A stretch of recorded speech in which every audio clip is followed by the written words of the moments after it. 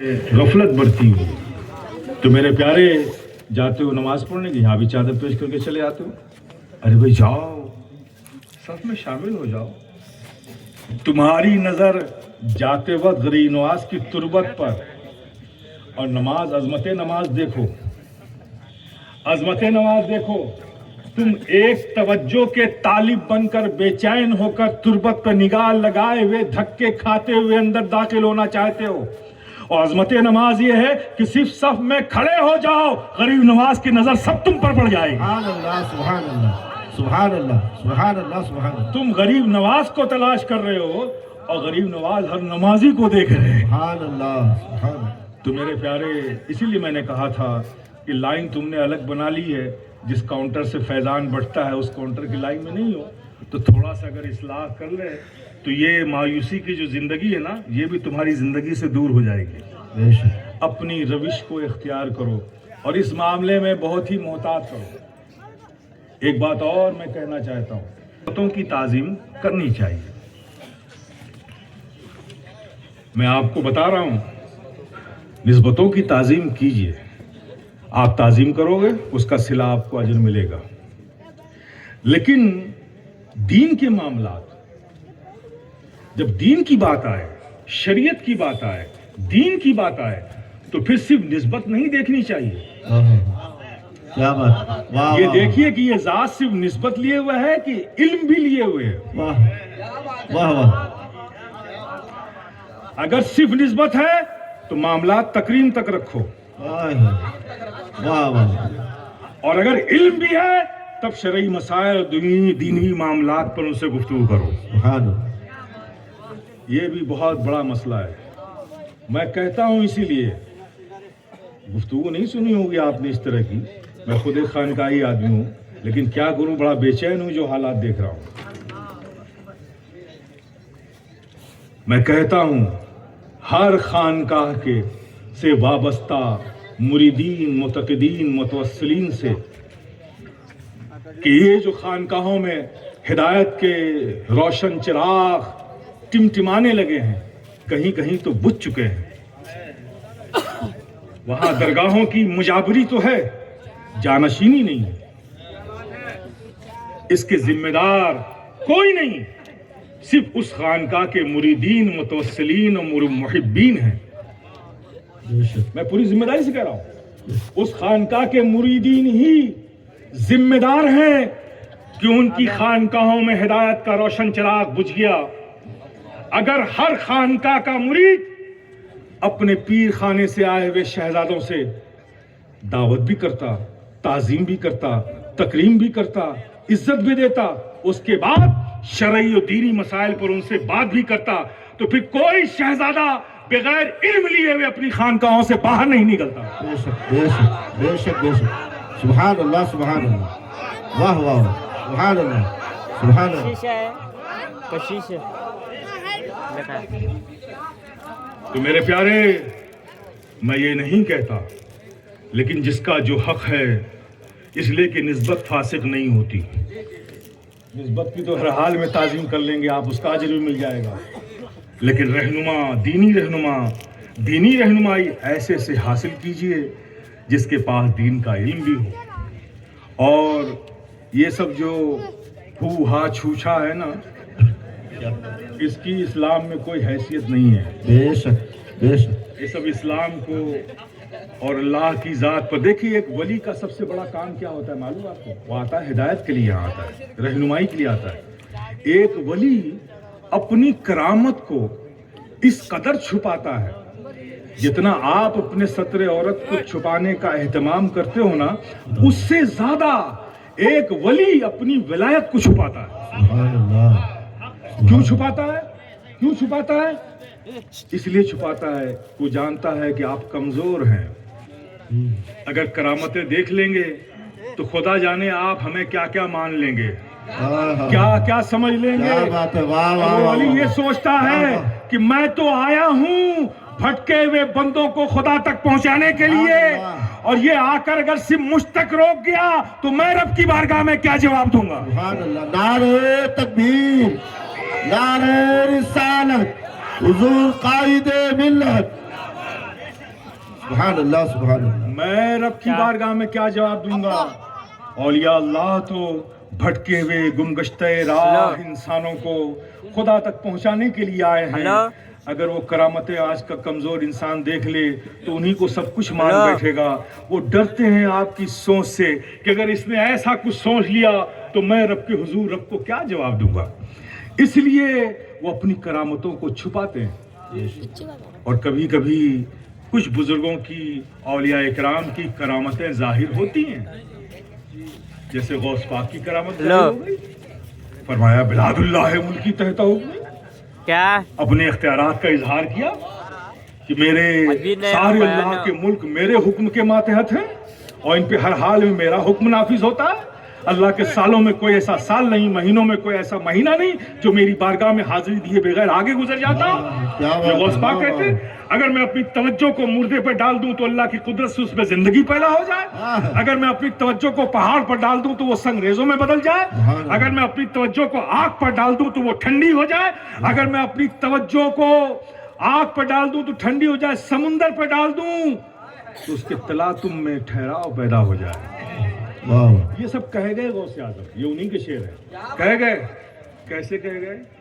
اولیاء کرام کی زندگی میں ایک وقت ایسا آتا ہے جب اللہ پاک اپنے اس محبوب بندے سے راضی ہوتا ہے اور بے پناہ انعامات اسے عطا فرماتا ہے.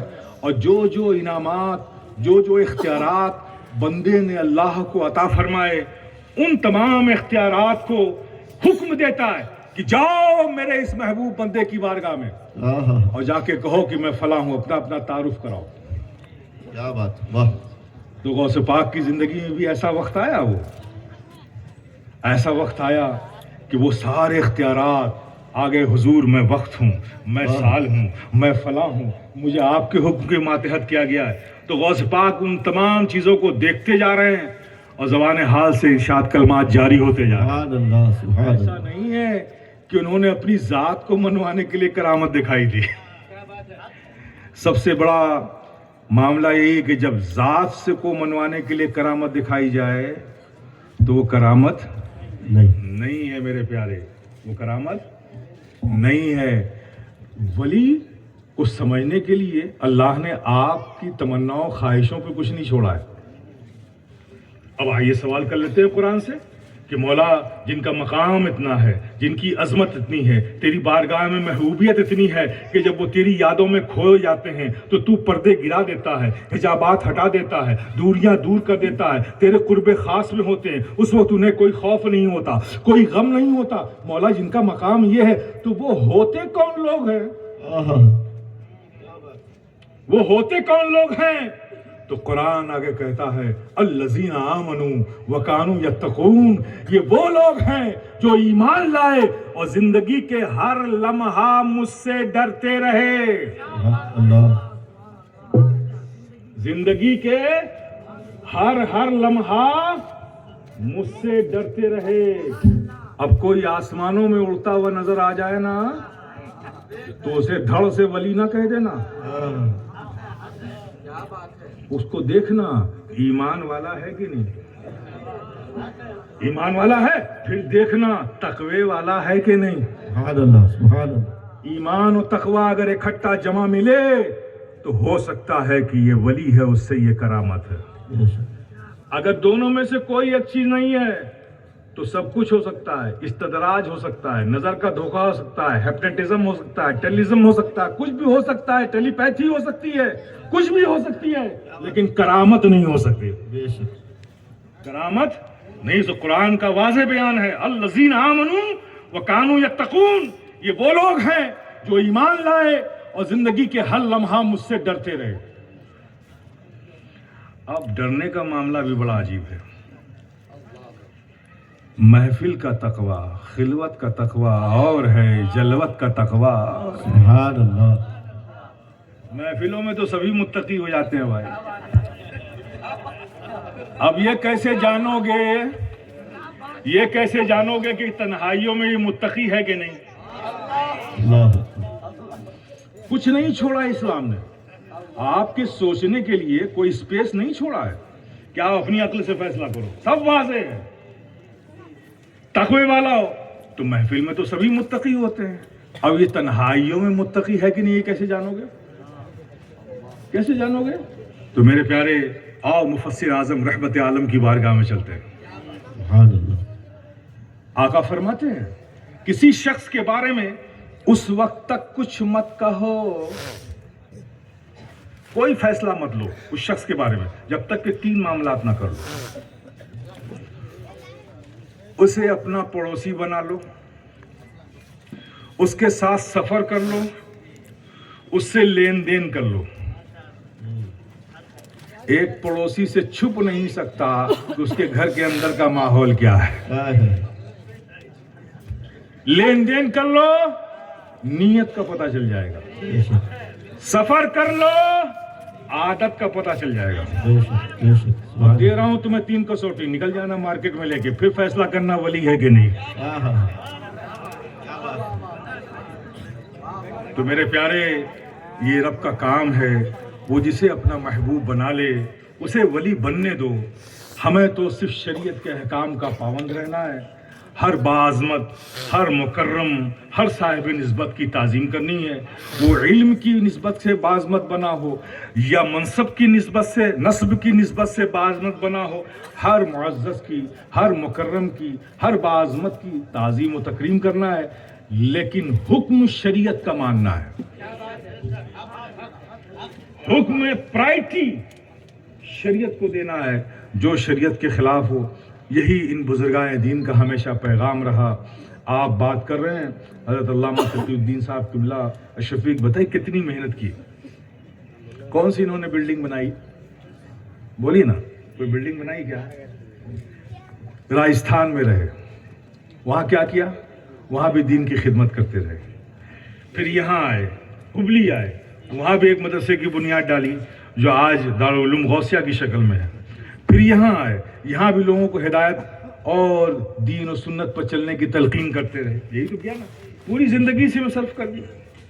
تو یہ راہ آسان نہیں ہے میرے پیارے، لیکن اس کے لیے آسان ہے، اس کے لیے آسان ہو جاتی ہے جو اپنے آپ کو رضائے مولا اور راہ مولا میں جب اپنے کو سپرد کر دیتا ہے، وقف کر دیتا ہے، تو اس کے لیے منزلیں آسان ہو جاتی ہیں۔ تو آپ سب کی مشترکہ خوش نصیبی ہے کہ آپ ایک ایسی ذات کی یاد میں عرس مناتے ہیں جو واقعی اس کا حقدار ہے، واقعی اس کا حقدار ہے۔ لیکن یاد منانے میں صرف کرامتوں کا بیان مت سنا کیجئے، مت کروایا کیجئے۔ کیا بات، ابھی جب ولی ہے تو کرامت ہوگی ہی نا، یہ کون سی خاص بات ہے؟ واہ واہ واہ۔ جتنے خطبہ آئیں ان کو بتائیے ان کی زندگی، تاکہ وہ ان کی زندگی کے مجاہدات جو انہوں نے جہد کی ہے، جو کوششیں کی ہیں دین کے لیے، جو قربانیاں دی ہیں، وہ آج کی نسلوں کے سامنے آنا چاہیے، تاکہ آج نسلیں سوچیں کہ ایک فرد میں اتنی خشیت، اتنی للہیت، خدا کا اتنا خوف، دین کی اتنی محبت کہ سب کچھ قربان کر دیتا ہے دین کی اشاعت کے لیے۔ ایسا بھی اس دنیا میں کوئی انسان ہو سکتا ہے؟ جو ایسی شخصیتوں کو آج کی نوجوان نسل سامنے رکھے گی تو اس میں بھی یقیناً دینی جذبہ پیدا ہوگا۔ تو ان کی خدمات کا بیان ہونا چاہیے، ان کی کوششوں کا بیان ہونا چاہیے۔ ہم پھر آخر میں آپ سب کو مبارکباد دیتے ہیں، اللہ پاک اس محفل کو قبول فرمائے اور آپ کو اور آپ کے آنے والی نسلوں کو اس کا اجر عظیم عطا فرمائے۔ وآخر دعوانا الحمدللہ رب العالمین، ما توفیقی الا باللہ۔